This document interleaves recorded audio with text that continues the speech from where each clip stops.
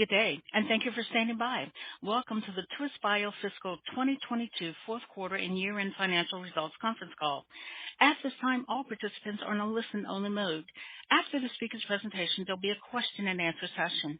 To ask a question during the session, you'll need to press star 11 on your telephone. You will then hear an automated message advising your hand is raised. Please be advised that today's conference is being recorded. I would now like to turn the call over to your speaker today, Angela Bitting, Senior Vice President of Corporate Affairs and Chief ESG Officer. Please begin. Thank you, Operator. Good morning, everyone. I would like to thank all of you for joining us today for the Twist Bioscience conference call to review our fiscal 2022 fourth quarter and year-end financial results and business progress. We issued our financial results release this morning, which is available at our website at www.twistbioscience.com. With me on today's call are Dr. Emily Leproust, CEO and co-founder of Twist, and Jim Thorburn, CFO of Twist. Emily will begin with a review of our recent progress on Twist businesses. Jim will report on our financial and operational performance. Emily will come back to discuss our upcoming milestones and direction, and then we'll open the call for questions. We would ask that you limit your questions to a maximum of 2 and then re-queue as a courtesy to others on the call. As a reminder, this call is being recorded. The audio portion will be archived in the Investor Relations section of our website and will be available for 2 weeks. During today's presentation, we will make forward-looking statements within the meaning of the U.S. federal securities laws. Forward-looking statements generally relate to future events or future financial or operating performance. Our expectations and beliefs regarding these matters may not materialize, and actual results in financial periods are subject to risks and uncertainties that could cause actual results to differ materially from those projected. These risks include those set forth in the press release we issued earlier today, as well as those more fully described in our filings with the Securities and Exchange Commission. The forward-looking statements in this presentation are based on information available to us as of the date hereof, and we disclaim any obligation to update any forward-looking statements except as required by law. With that, I'll now turn the call over to our Chief Executive Officer and co-founder, Dr. Emily Leproust. Thank you, Angela, and good morning, everyone. This morning, we reported record revenue of $203.6 million for fiscal 2022 and $57.3 million for the fourth quarter. We continue to take market shares in both SynBio and NGS by expanding our customer base, delivering differentiated, high-quality products, and anticipating market needs. In addition, our biopharma business continues to sign an increasing number of partnerships with biotechnology and pharmaceutical companies to conduct discovery and optimization projects. Fiscal 2022 has been one of macroeconomic contraction, COVID shutdowns, geopolitical instability, and more, and yet we delivered 54% revenue growth year over year, and we grew our customer base to over 3,000. In the slide deck for this earnings call, we have included a list of some of our customers who have published, conducted webinars, case studies, or app notes using Twist products. You will see that the list is broad and deep, and just a small fraction of our total customer base.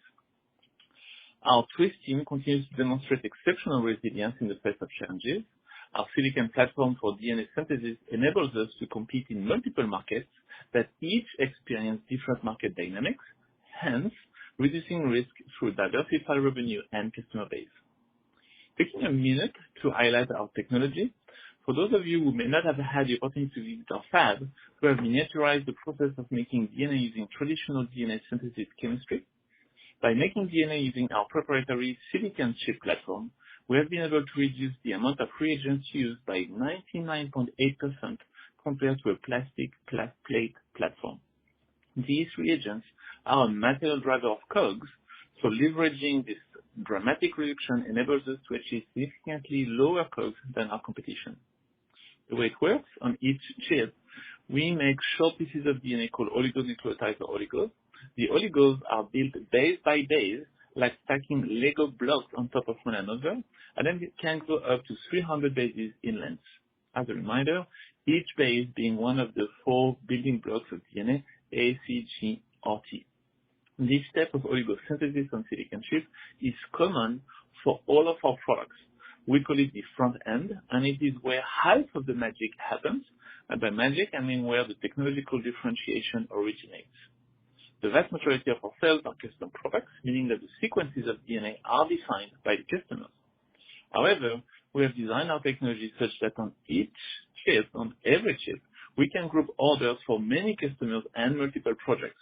Indeed, the oligos for all of these orders are synthesized in parallel on the chip, and because each chip can synthesize up to 1 million oligos, we can leverage the silicon platform to achieve differentiated scale. Once we've made the oligos, we extract them from the silicon chip, and they are then sent to the appropriate backend workflow. This might be in gene production, NGS target enrichment panels, oligo pools, agility proteins, synthetic controls, and so on. Each of these backend processes is unique based on the SKUs and flavor of DNA produced, but typically, operators work 24/7 to run batch processes for multiple orders on commercial automation. Because the front end provides scale, low cost, and quality, the back-end processes are remarkable by how unremarkable they are. The second half of the magic lies in the overall complex, highly automated processes of capturing an order, of designing the oligos, of synthesizing multiple orders from multiple customers on a single chip, of sending them to the correct back-end lab for further processing, quality control, packaging, and shipping. These in-house developed softwares we use to track and direct these complex production processes in an automated manner enable us to rapidly go from order placement to shipping at scale and low cost, which is another true differentiator. This workflow speed and efficiency continues to provide the foundation for our revenue growth. Specifically, for SynBio, we reported revenue of $18 million for 2022, an increase of more than 50% year-over-year, and $21.6 million for the fourth quarter. The strength in SynBio came in across the board, with genes and oligo pools experiencing significant growth. An important point to make is that our products that generate revenue in our SynBio verticals are used by pharmaceutical, biotech, industrial chemicals, and agricultural companies, as well as academic labs. We shipped approximately 558,000 genes in fiscal 22, compared to 372,000 genes in fiscal 21. To support our continued growth, we are ramping our Factory of the Future in Portland, Oregon, with a 24/7 manufacturing team currently training and producing test products today. Of note, we have about 40 employees from San Francisco that have moved to Portland, bringing with them experience in our manufacturing processes and intricate knowledge of the Twist culture. These employees are now training our new employees. With 177 employees in Portland as of today, we remain on track to begin shipping products out of Portland in January 2023. Initial manufacturing in Portland will focus on genes, gene fragments, and oligo pools, targeting a turnaround time of approximately 10 to 12 days for genes, the same as our current average turnaround time for genes in San Francisco. As we ramp production in Portland, we expect to introduce fast genes, which we believe will offer a significantly faster turnaround time, enabling us to tap into the DNA makers market with premium pricing while maintaining our position as the most cost-effective gene synthesis provider. We expect to introduce fast genes in the fall of calendar 23. I'd like to personally invite you to tour our Portland manufacturing facility. On Tuesday, November 29th, we will be arranging tours for investors and analysts who wish to visit. Please contact Angela if you'd like to schedule a tour. Turning to NGS, we continued our strong back half of the year with $29.2 million in revenue for the quarter, bringing our NGS revenue for fiscal 2022 to just shy of $100 million, coming in above our guidance. For the year, NGS revenue grew approximately 37%, faster than the market is growing. Orders came in at $28.2 million for the quarter, and we expect fiscal 23 to again be back half loaded, similar to 22. I'd like to point out that recently we shifted the incentive structure to our core business sales force. As we built our business, we moved from equal compensation for orders and revenue to one where sales commission is now 90% tied to revenue. Both orders and revenue continue to be important metrics for us to track, but the incentive for our sales team has shifted, and along with it, the significance of order numbers going forward. Of note, for the remainder of the organization, our bonus structure is based on both revenue and gross margin. On the market side, many of you are aware that the sequencing landscape continues to evolve with less expensive whole genome sequencing options now available and several new and exciting players introducing solutions for longer read offerings. For Twist, these technical advances offer opportunities. Indeed, we are sequencer agnostic and an enabler across platforms. We recently announced an agreement with Illumina whereby we will manufacture and they will sell an exome target enrichment kit. We believe that by leveraging their robust sales force and integrated install base, we will reach a differentiated customer set. In addition, we're working with PacBio on a robust solution for their newly announced sequencers. For exome sequencing today, we offer a complete workflow solution, including target enrichment, library prep, buffer beads, blockers, adapters, EDI, etc. As the cost of sequencing comes down, we expect that over time, some applications and groups will move from exome sequencing to whole genome sequencing. When that happens, meaning when applications like germline sequencing or government-funded initiatives to sequence populations move from exome to whole genome sequencing, we will have an opportunity to continue participating through our library prep offering. For the very large market opportunities like cancer screening, the dynamic will be different. Indeed, they will still require deep sequencing, and panel and exome sequencing will continue to be the mainstay. For instance, customers pursuing liquid biopsy or minimal residual disease need deep coverage of specific genetic sequences, sometimes 5,000x coverage or more, in order to ensure capture of the disease-driving mutations at low allelic frequency with high sensitivity. For these applications, we expect it to be cost prohibitive to conduct whole genome sequencing, even as the cost of sequencing decreases significantly beyond what we see today. Additionally, we believe that the reduction in sequencing costs will encourage adoption of liquid biopsy and MRD assays, as overall test costs will decrease and make them increasingly palatable for reimbursement and routine adoption by customers. Of note, in these applications, Twist product pricing is expected to remain constant even as the cost of sequencing drop.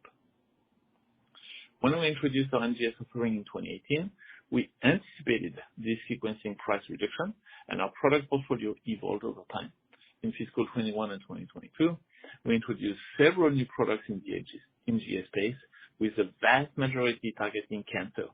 We have launched our methylation solution, the human methyl panel, cfDNA controls for liquid biopsy tests, and a rapid, cost-effective, patient-specific MRD panel targeting up to 500 mutations.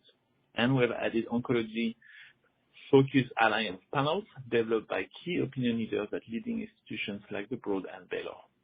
These products support our effort to enable our customers and dominate the workflow between the sample and the sequencer. Moving forward, we see growth in NGS coming from clinical advancement of liquid biopsy testing, as well as taking market share in research applications. Recall that it is a long sales cycle for customers to adopt our target enrichment panels, as they need to undergo pilot testing, verification, validation, regulatory clearance, and clinical testing before broad-based commercialization. But once we're including in a test that reaches the market, it is very sticky, as they will need to revalidate through the regulatory agencies for any changes. Today, we have about 15% market share for target enrichment and library prep. We have a lot of market share to gain, so in addition to escalating volumes for customers who enter the commercial phase, we continue to win pilots, which bodes well for future growth. In biopharma, we reported $24.2 million in revenue for the fiscal year, tremendous growth over fiscal 2021, and yet still just short of our guidance. Revenue for 22 fourth quarter was $6.5 million, almost all of which came in September. Importantly, orders for the fourth quarter remain strong at $9.4 million, and we fully expect strength in biopharma to return in fiscal 23, given that in the conversations we are having, our positioning as the high-quality, low-cost leader resonates with our partners now more than ever. For Swiss Biopharma team based in San Francisco, we currently have 59 partners in biopharma, with 83 completed and 50 active programs. 59 of the 133 programs have milestones and royalties associated with the projects. The Twist Boston team had 62 active programs ongoing as of September 30, 2022. As we look ahead, we expect continued growth across the portfolio as we are moving towards a combined product and service offering together with the Twist Boston team, targeted for launch in the second quarter of 2023. Working together for a little over a year, we have incredible synergies that we believe will enable us to expand our reach and market share in the biopharma segment. With reference to Revelar, we did not see the outcome we were hoping for. We invested a small amount of capital to take a long shot, did not exceed our original commitment, and shut it off quickly when the opportunity did not materialize. This illustrates our discipline when it comes to investment decisions. Moving to data storage, we now have 37 employees working on the team, including 31 engineers and scientists. We continue to bring up our proof of concept chip, which we expect will enable us to move from writing 1 megabyte of data to 1 gigabyte of data in a single synthesis run. We are also working to integrate the chip into our prototype electrochemistry DNA writer system. This system will enable us to launch our Century Archive pilot to early access customers. Importantly, the Century Archive is expected to set a new standard for archive data retention longevity. In late October, we announced the appointment of Patty Finn to our newly created position of President and COO. Patty has been with the company for 8 years, taking greater plans of controls as he demonstrated success. We conducted an external search for the position and found that Patty was the right person to lead our next phase of growth and fiscal responsibility. I look forward to partnering with Patty and the executive team to achieve our aggressive objectives. With that, I'd like to turn over the call to Jim to talk us through our financials. Jim?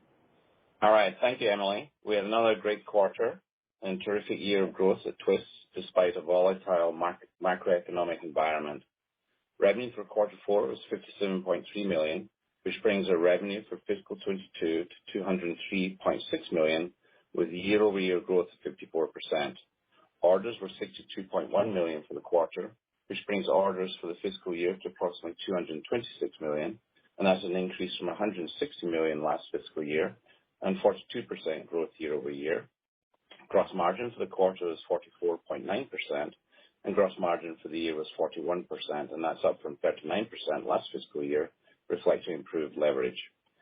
We shipped to approximately 3,300 customers, and that's another record for Twist, and we closed the year with cash and investments of approximately $505 million.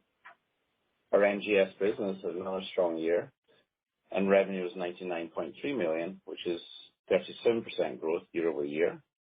Our fourth quarter revenue is $29.2 million, and that's an increase of 36% year-over-year. This growth reflects strength of our product portfolio, with the top 10 customers accounting for approximately one-third of our NGS revenue, and we served approximately 1,200 NGS customers in fiscal 22. Our pipeline for large opportunities continues to scale. We're now tracking 257 accounts, up from 249 noted on our last earnings call. 121 have adopted Twist, an increase from 114 last quarter. Now turning to SynBio, which includes genes, DNA preps, IgG, libraries, and oligo pools. The SynBio revenue for the year rose to $80 million compared to $52.7 million in fiscal 21, and that's an increase of 52%. Some of the highlights include shipping to approximately 2,300 SynBio customers. This includes a diverse customer base, including biotech and large pharma companies. Genes revenue increased to $61.5 million, and that's up from $39 million. And we shipped approximately 558,000 genes in fiscal 22, a significant increase from 372,000 in the previous fiscal year. Oligo pools had a strong year with revenue of $12.4 million, up from $8 million in fiscal 21, with increased demand primarily from the healthcare segment. We continue to scale our antibody discovery business, and revenue for fiscal 22 was $24.2 million, up from $7 million in fiscal 21. However, was below the low end of our range of 26. As Emily noted earlier, orders of $9.4 million were back-end loaded in the quarter, and consequently our quarter four revenue was $6.5 million, which was flat with third quarter. For our Twist biopharma antibody platform, we now have 59 partners, up sequentially from 53, and have 50 active programs, with 83 programs completed and back in the hands of our customers. Of our total programs, 59 include milestone and royalty agreements.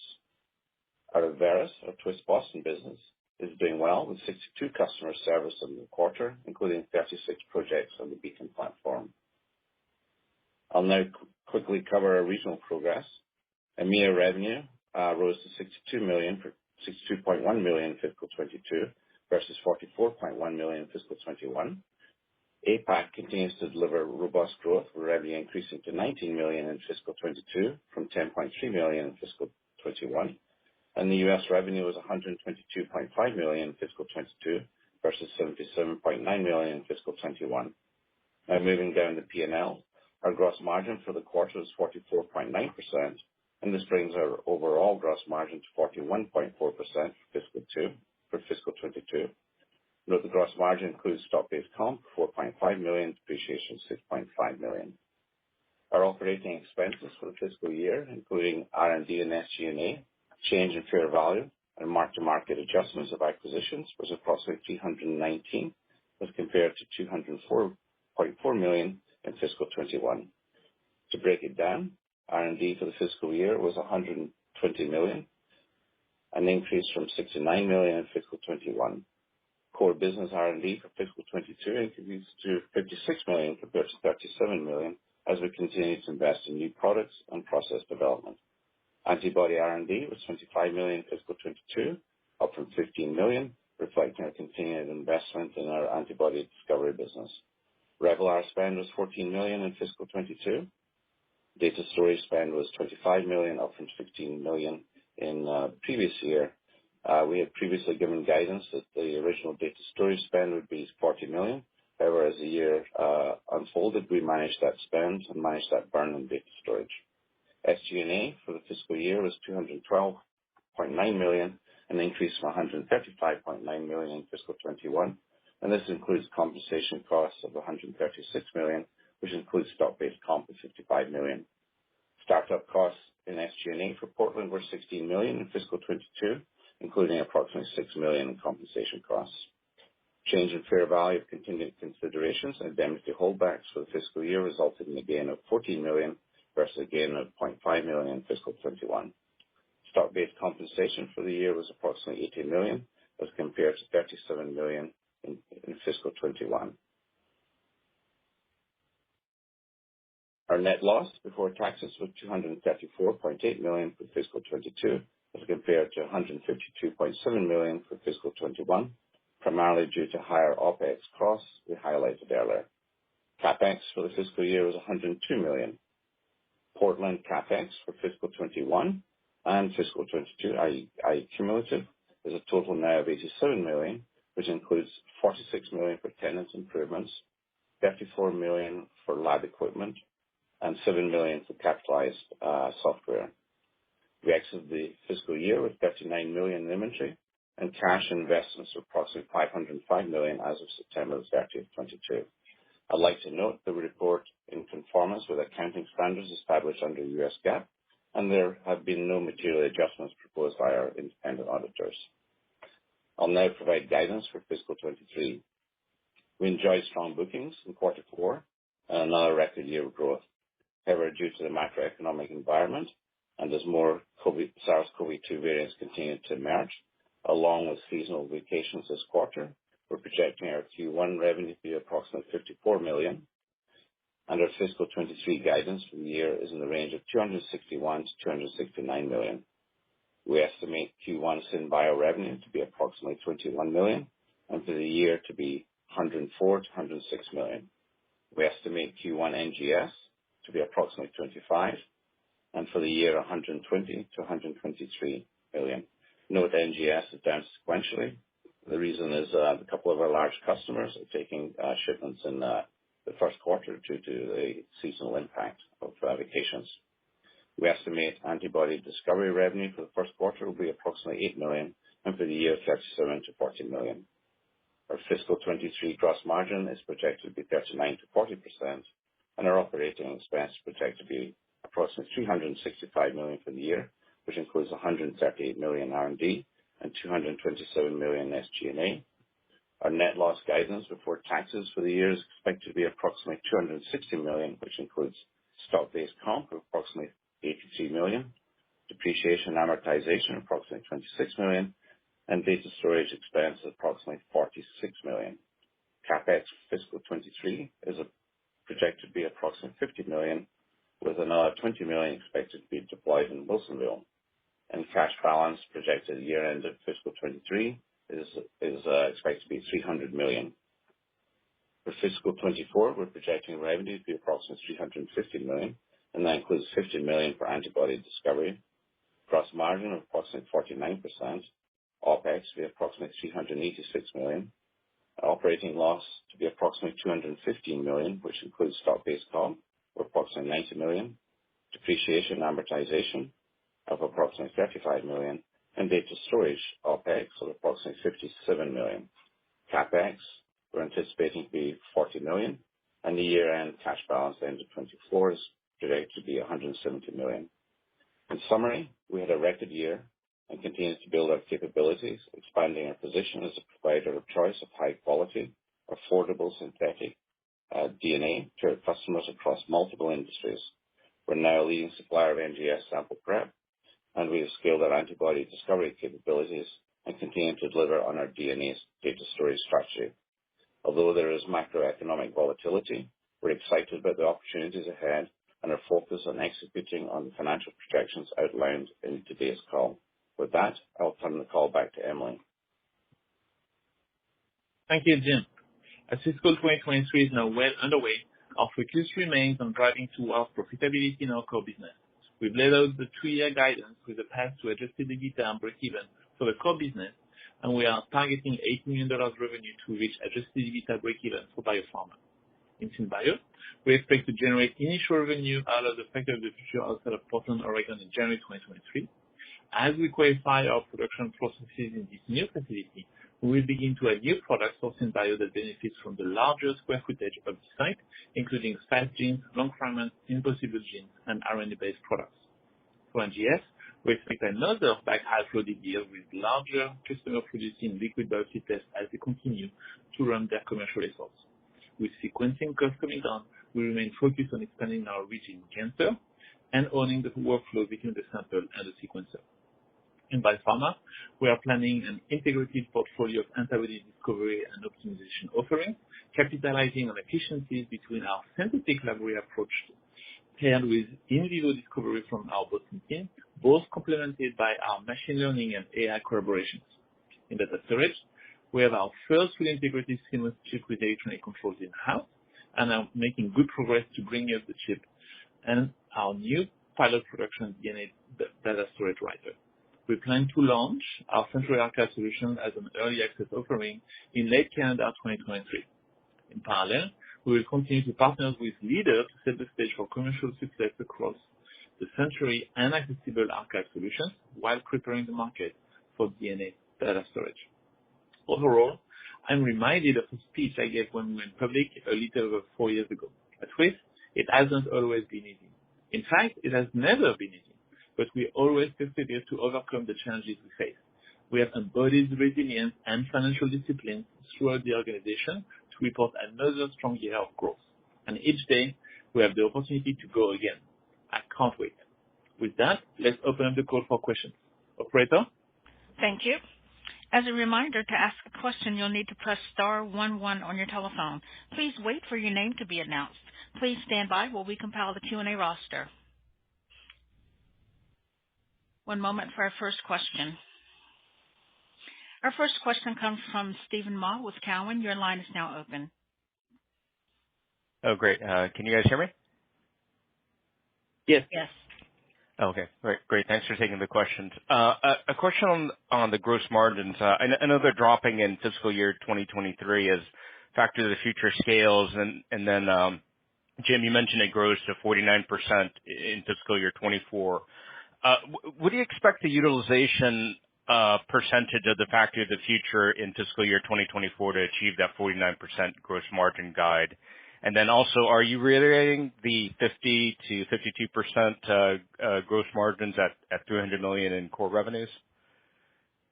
Yeah. So, in terms of factory future utilization, we haven't disclosed what the utilization rate looks like.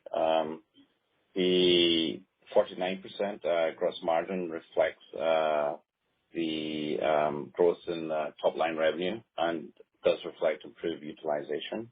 And in terms of as we continue to scale the business, we still see line of sight in terms of achieving the longer term gross margin of 55 to 60% for the business. Okay, great. Thanks for that. And then my second question on MRD, Emily, you noted that the business is doing well. People are validating the MRD assays. Did you mean that the users are validating lab developed your product for lab developed tests? And then the second part of that is, could you give us a sense of your mix of your MRD customers? Are these reference labs, academic hospitals, or basic R&D? Thank you. That's a great question. Thank you, Steve.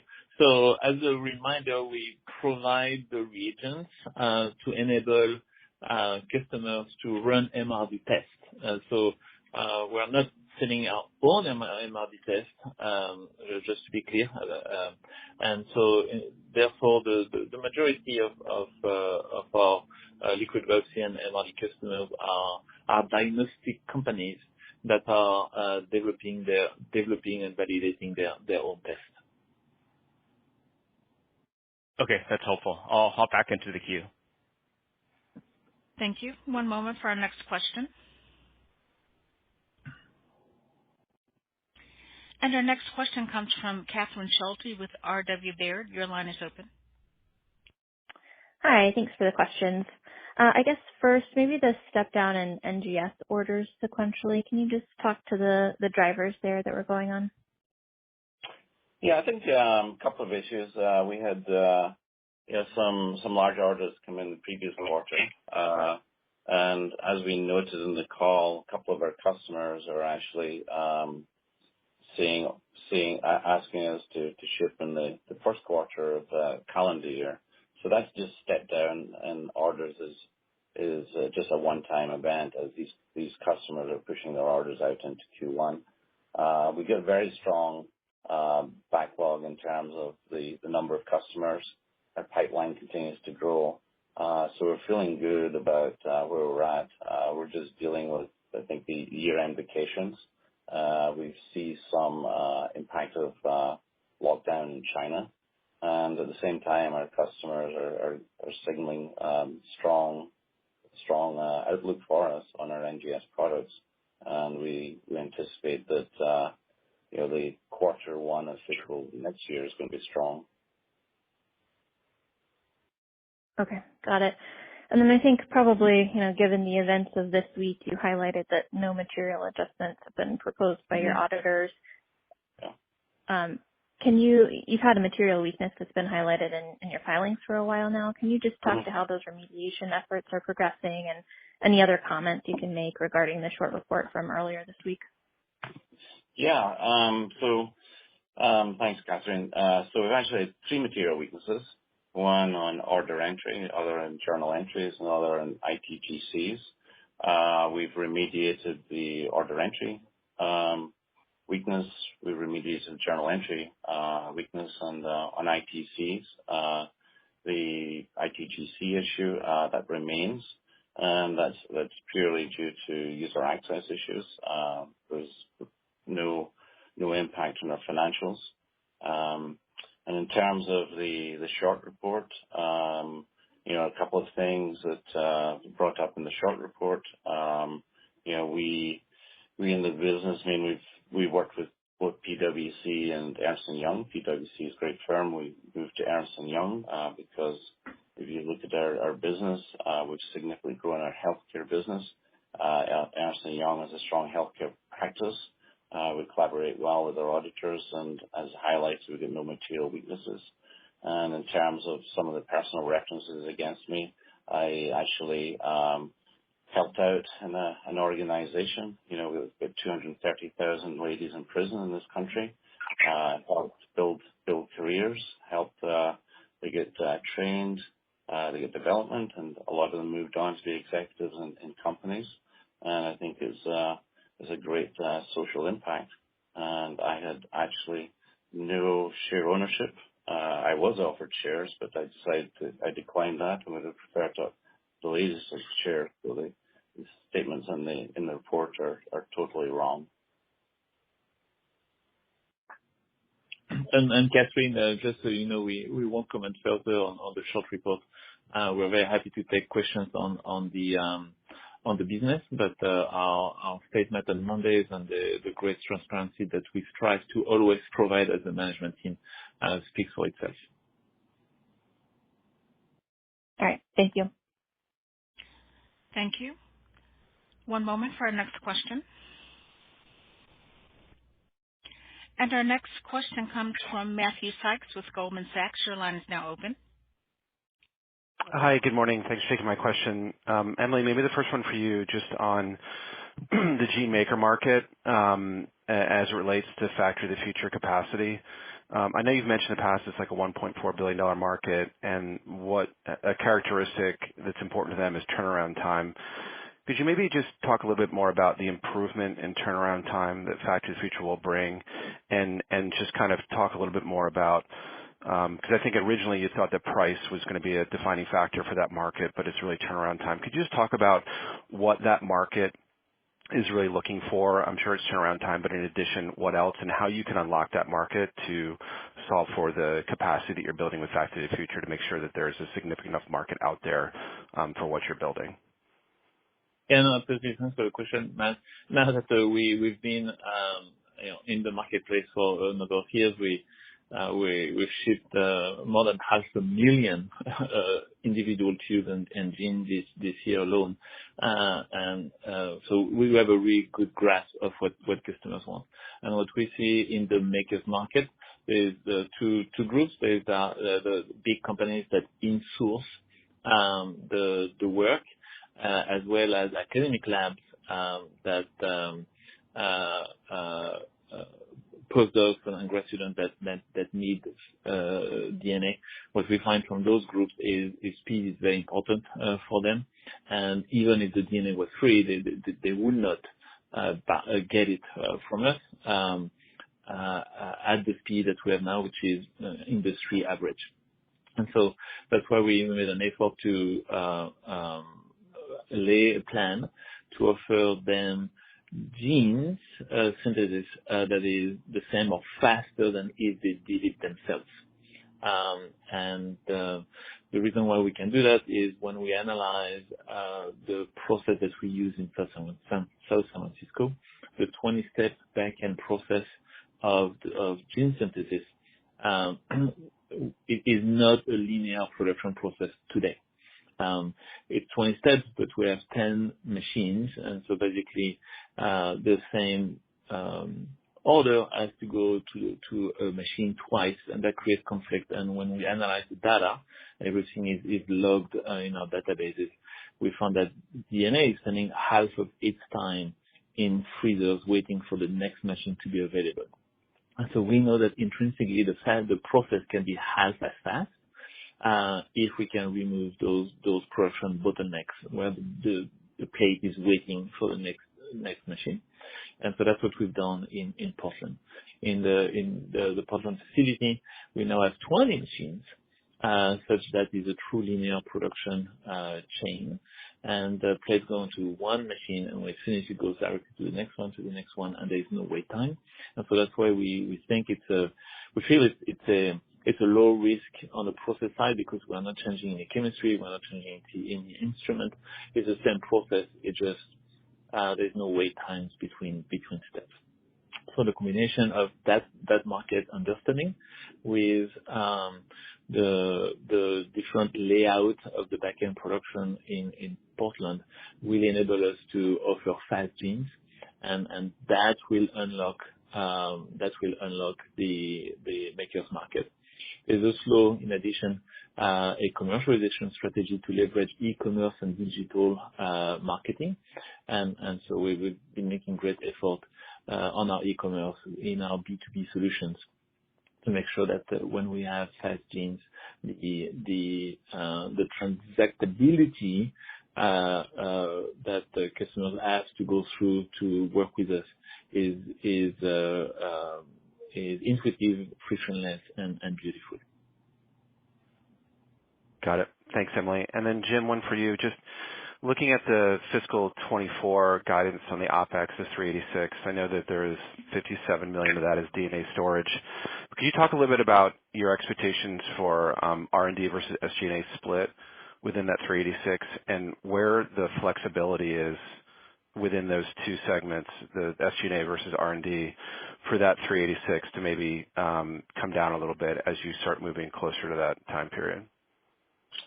Yeah, so in terms of the 386, we haven't broken out the R&D portion. The flexibility we see is in terms of SG&A as we tend to continue to grow and leverage our investment in infrastructure. We've been fairly, as you can see, slowed down the rate of growth of OpEx. We've been investing heavily over the last few years, building out organization infrastructure. And as we continue to scale the top line, we've highlighted in previous calls that the OpEx will grow at a slower rate than top line growth. And as we continue to manage our data storage investment, continue to manage our SG&A, in particular our back-end office infrastructure, we'll continue to manage that cost base going forward, which will then support us getting to just EBITDA break even and getting to positive income. So we're very close to that at that end of 24. And as you can see, we get plenty of cash runway as we get to close to that adjusted EBITDA break even, and we have the opportunity to manage our data storage spend. Got it. Thank you. Okay. Thank you. One moment for our next question. And our next question comes from Luke Sergott with Barclays. Your line is open. Great. Good morning, everybody. One cleanup here. So, can you give us the FX assumption for next year, and kind of give us a sense of how that trended throughout this year as well? Yeah. So Luke, it's Jim. Good morning. So in terms of FX, most of our business is actually in dollars, and most of our costs are actually in dollars. So although there's a maybe 10% impact, it's not as a huge impact in our business so far. In terms of the pricing on a go-forward basis, we're actually, with a lot of our NGS, particularly some of our larger customers, who already locked in the prices. So in terms of FX, yes, when we see some impact around the fringes, but it's not a significant headwind for us. All right, cool. Thank you. That's fine. So excuse me. On the rest of the business, so you talked about the NGS pushouts. So what are customers saying on why they push those orders out to 1Q? And is this related to anything to all the new technologies out there? I'm not aware of new technologies. It's just in terms of timing. The couple of customers that I'm aware of, it's just a matter of timing. Instead of taking in December, it's going to be shipped in January, and that's based on their end customer demand. So I haven't heard anything on the technology side. Emily, if any? Yeah, no. I think it's purely timing of their business. But so we have experience, and the last weeks of December are always awkward in shipping, and this year is especially awkward. And so we think that most of our customers will be shut down the last week of December, and so we're planning for that. All right, and then one last one for me is, you gave the 24 guide, and the growth assumption here of roughly flat growth, and by 30% is very impressive in itself. So just wondering why, what's the the assumption here no acceleration from Factory of the Future coming online? Is it something like that the growth is really satisfying the printers coming online, and then you guys are gonna bring more on 24 as you continue to scale the business? And then any of the mix dynamics as it goes to SynBio or NGS as the Factory of the Future ramps, because there's a margin implication here. Yeah. So in terms of Factory of the Future ramp, we're seeing roughly, I mean, it's early days yet, but we're seeing roughly 50% in terms of the SynBio NGS mix. In terms of outlook, the macroeconomic environment is still volatile, so we're projecting out a couple of years here. So we're always prudent in terms of our forecasting. In terms of capacity, we've made the investment. I think in terms of overall, in terms of Factory of the Future, we've made about $87 million investment. We've got about another $20 million to go, and that's consistent with the previous guidance we've given, and that's going to be ample capacity to support us getting to at least 350 and beyond. So we don't see any headwinds from a capacity point of view. It's all down to, as Emily's highlighted, down to execution and then executing on the makers market. Great, thanks. Okay. Thank you. One moment for our next question. And our next question comes from Vijay Kumar with Evercore ISI. Your line is now open. Hey, guys. Thanks for taking my question. Jim, I had one on accounting here. I think one of the points raised by the short report was COGS being classified as CapEx. Can you comment on that? And when I looked at the last, the third quarter 10Q, some of the cost, the operating lease costs associated with Factory of the Future went into OpEx. Is that a change from how expenses were being recorded in the past, or is this because you moved into a lease facility and it's just how the accounting works? Maybe address those two issues. Yeah. So in terms of COGS being moved onto the balance sheet, that's an interesting observation. I have no idea where that comes from. If you look at the growth or the investment in CapEx, we laid out on one of the slides today for Portland, we've invested about $46 million in tenant improvements. We took over essentially building that needed this 100,000 square feet. That tenant improvement, if anybody's interested, I can show you the invoices. It's all building out the structure for the labs, installing all the offices, all the piping, etc.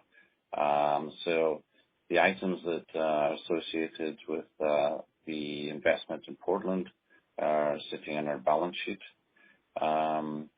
In terms of, what was the other part of your question, PJ? The operating expense, some of the lease expenses related to Factory of the Future that's going under OpEx. Is that a change versus prior? No, the lease expense is related to the Factory of the Future as part of startup, and that prior to factory qualification, that is sitting in SG&A, and that was $16 million for this year, and we call that out every quarter. So there's been no change in how we account for that. Thank you. And maybe one on this gross margin cadence here. What's the confidence here that the gross margins are going up by 900 basis points from fiscal 23 to 24? That seems like a very steep ramp, Jim. Mm-hmm. And when I look at Q1, is there any first half versus second half cadence issues here on gross margins when I look at fiscal 23? Yeah, so if you look at last quarter, our gross margin was 45%.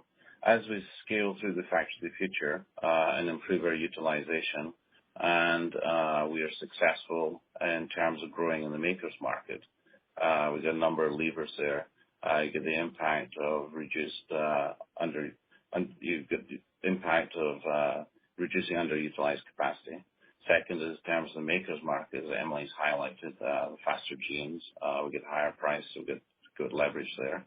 And in terms of investment, in terms of R&D, if you look at our R&D, that was another point made in the short report that, our R&D,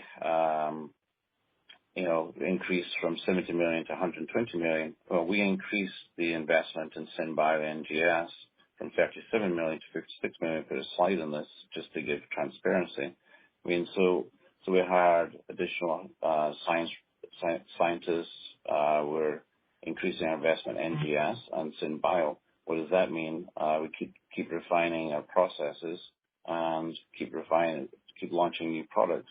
So you're going to have a combination of scaling the Factory of the Future, seeing growth in revenue, improving our position in the makers market in terms of growth in the makers market, and launching new products. All those elements contribute to improving our gross margin.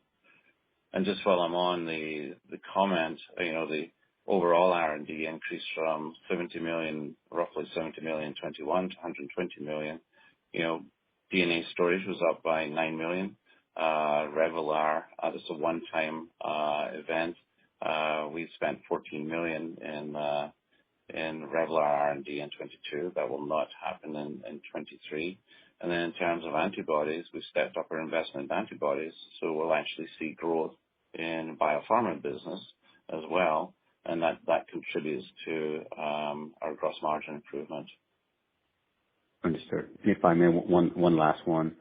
Revenues are up. I think when I look at the 24 guide versus 23, the initial expectations of revenues up 30%. The OpEx up, I think, 6%. I think a cash OpEx ex SBC is low singles. Is that level of SG&A spend, R&D spend, is that enough to sustain the growth here? Yeah, I mean, if you look back over the last couple of years, we have increased, back to my point there in terms of R&D. For SynBio and NGS, we upped our spend from $37 million in R&D, SynBio and NGS, in 2021 to $56 million. So what's that? About 50% growth. So the advantage of the Factory of the Future is fast turnaround time, and fast genes, which allows us access to the makers market. So it's a combination of historical investment, and the impact of the Factory of the Future, and our investment in antibodies that allows us to deliver the growth that we're projecting. Understood. Thanks, guys. Yes. Thank you. One moment for our next question. And our next question comes from Puneet Souda with SVB Securities. Your line is open. Yeah, hi guys. Thanks for taking the question. So, first one, what are you hearing from European customers in terms of the order book, and wondering if there was any NGS order book impact from that? Could you just elaborate, just given the market conditions in Europe? We've been getting questions on that.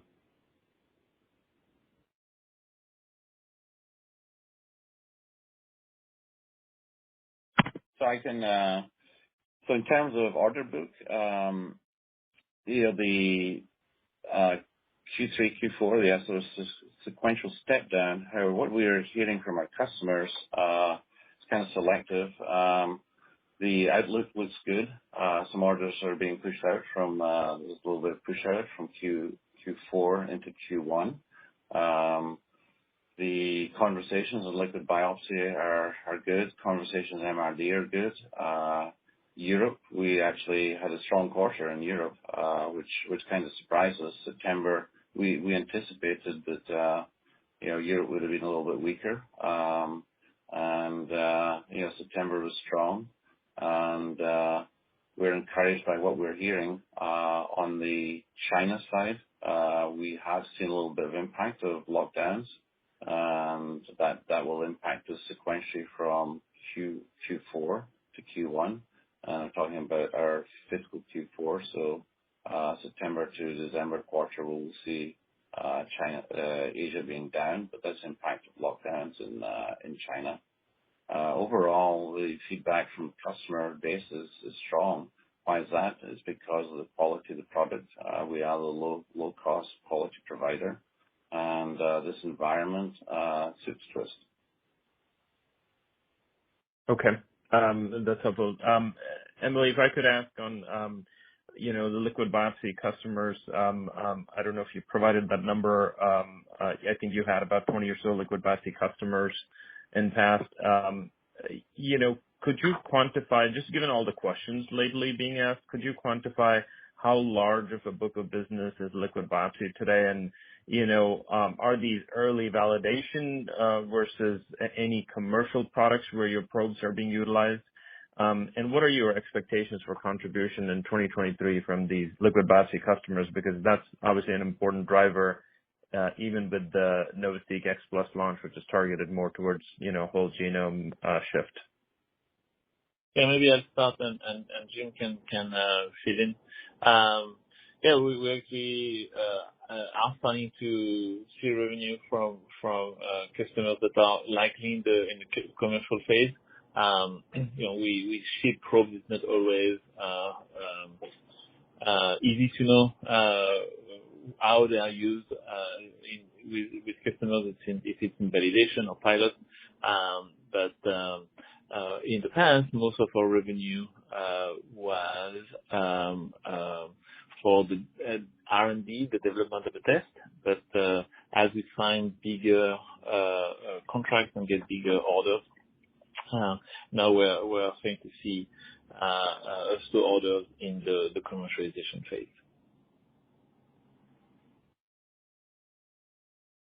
Okay. Jim, I don't know if it's more we can say, but no, there's not more I can really add. But Puneet, our large accounts continue to grow. We feel well positioned with liquid biopsy and the other applications. And we discussed some of the feedback from customers. Some of it's timing. We continue to make inroads in the market, and it's all about execution as over the next year.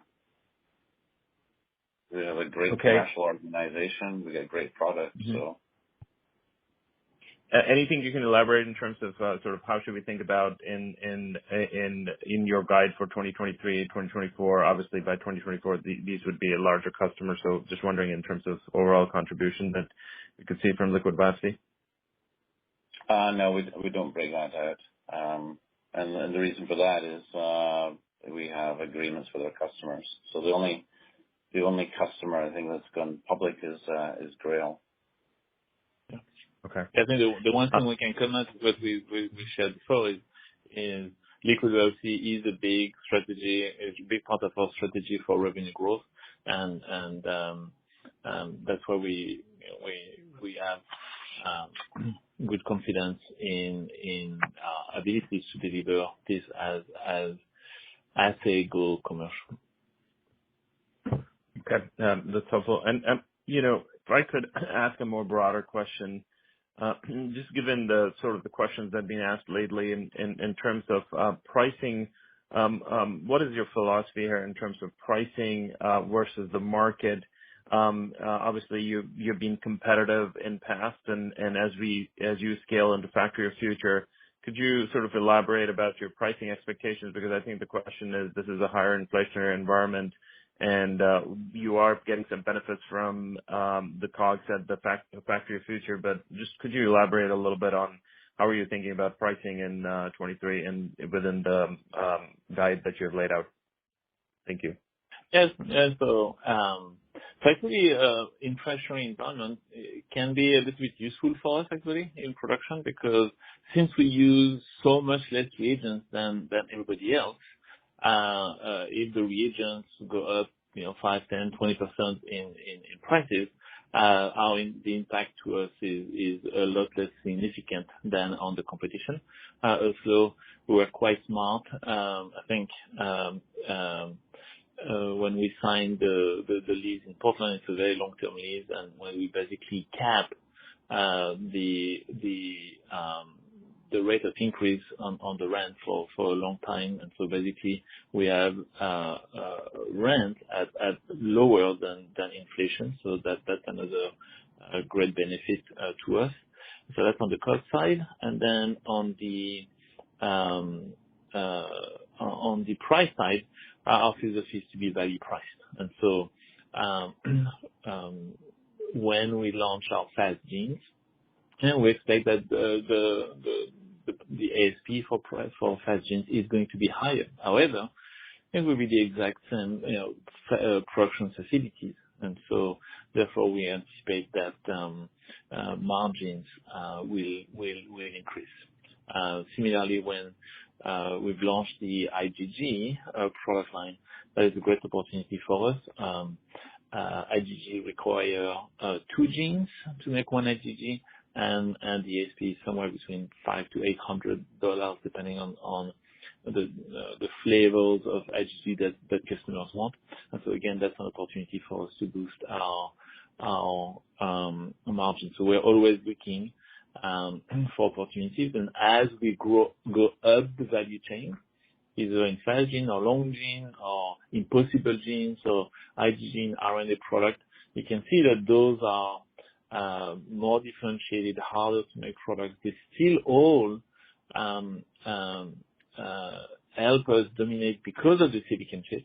They come from the silicon chip, but because they're harder and higher value product, we'll be able to charge a premium for it and improve our margins.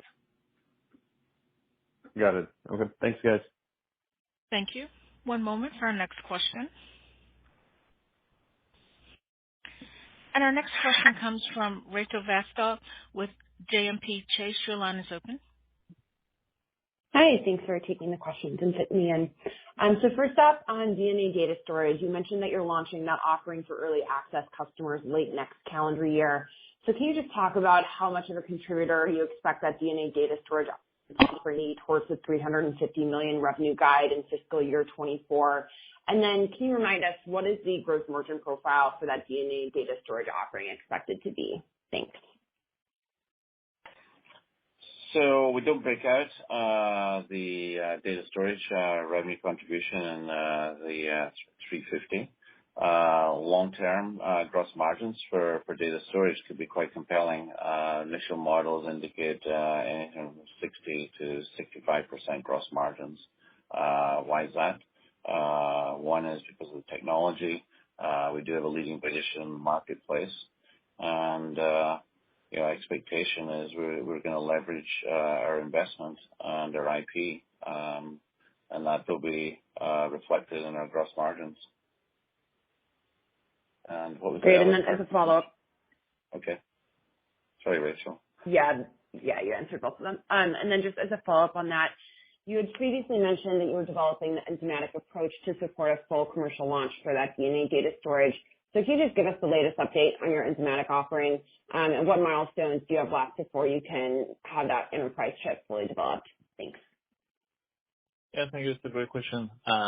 So we're not giving an update at this point on enzymatic synthesis, except to say that we are incorporating the chip, the CMOS chip that we have, with the enzymatic synthesis to help drive our DNA data storage process. So we are re-emphasizing that enzymatic synthesis is going to be a key strategy of our data storage product offering.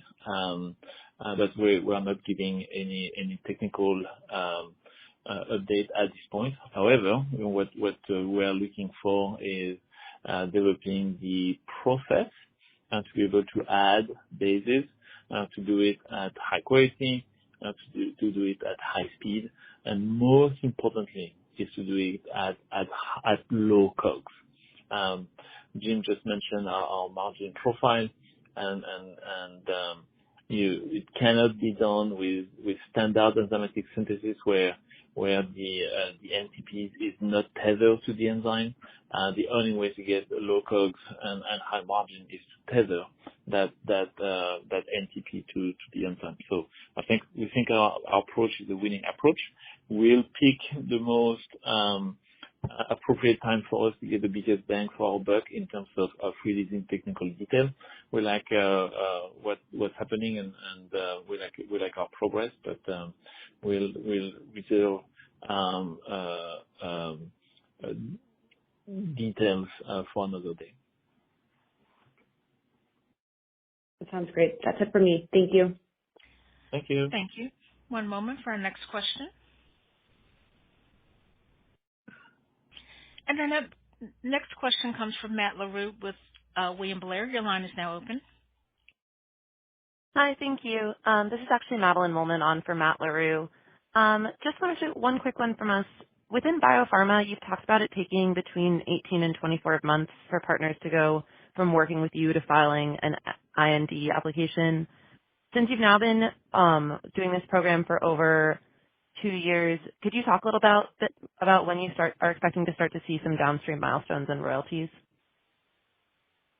Yes, thank you so much. Actually, we have a robust effort internally to track the progress of those assets, and we have our own model on our views of the value. And at this point, we're not quite ready to announce any of those milestones or royalty, but as we've said in the past, those would be upside to our plan. So stay tuned. It's definitely something that we track with our partners, because we definitely are looking forward to both the monetization as well as the scientific validation. One last point I'll make. That being said, again, we are not in the business of subsidizing our partners, and so as a reminder, we do make about 50 to 60% gross margin on the upfront fee that we charge. So the milestones royalty that we get would be upside and additional monetization on top of the gross margin that we made on the work that we did. Great, thank you. Thank you. Thank you for your questions. At this time, I'd like to hand the conference back over to Emily Leproust for closing comments. Thank you very much for joining us today. I'd like to wish you all a wonderful Thanksgiving holiday next week, and hopefully we'll see some of you live in Portland following the holidays, and others virtually at the Evercore Healthcare Conference in December. With that, thank you very much. This concludes today's conference call. Thank you for your participation. You may now disconnect. Everyone, have a wonderful day.